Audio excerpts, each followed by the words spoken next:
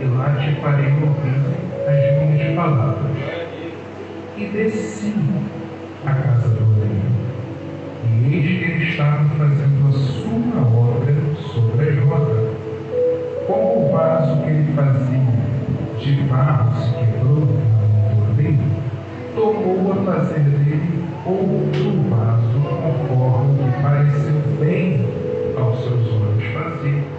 Então veio a mim a palavra do Senhor, dizendo: não poderei eu fazer de vós como fez este oleiro, ó casa de Israel?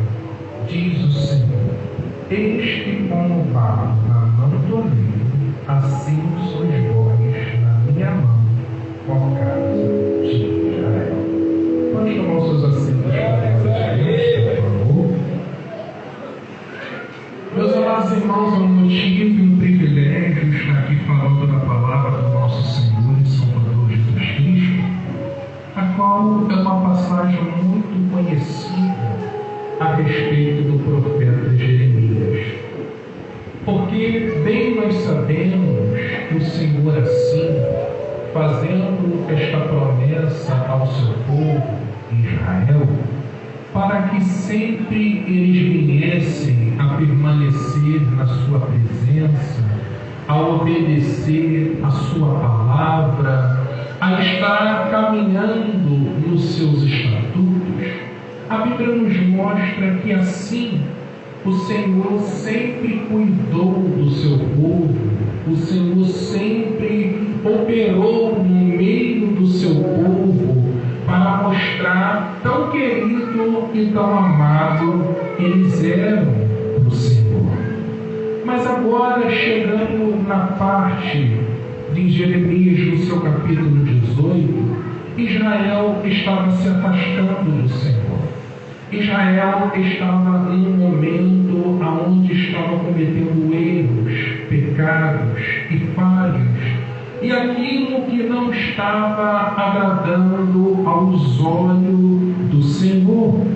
Mas o nosso Deus, quando Ele tem uma promessa na vida de alguém, mesmo que a pessoa seja como um profeta Jonas, o Senhor não desiste do seu escolhido. O Senhor não desiste da sua escolhida. O Senhor não desiste nem de mim. O Senhor não desiste nem de você, porque Ele te ama e Ele tem uma grande obra a realizar na sua vida.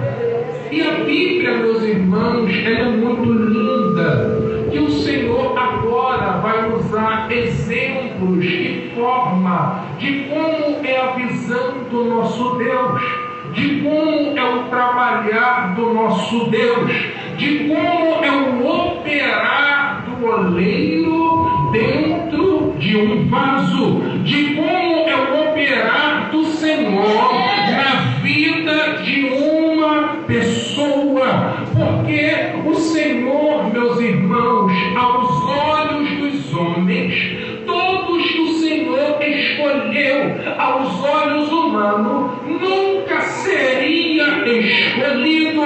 Nós sabemos bem que Davi, como não era o primogênito, não tinha até mesmo conhecimento ou alistado para a guerra. O Senhor mesmo assim o escolheu para ser rei de Israel. Nós vemos também um homem chamado José, com seus 17 anos, o Senhor escolheu para ser governador do Egito, porque a visão de Deus é maior do que a do homem. A provisão de Deus é maior do que a do homem. O milagre de Deus olha e diz: eu vou fazer.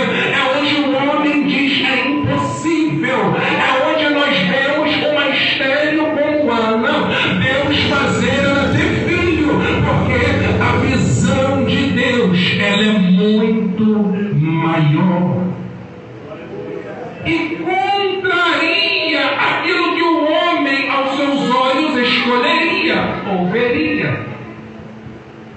Na visão que estava Israel agora, as situações a qual ele estava vivendo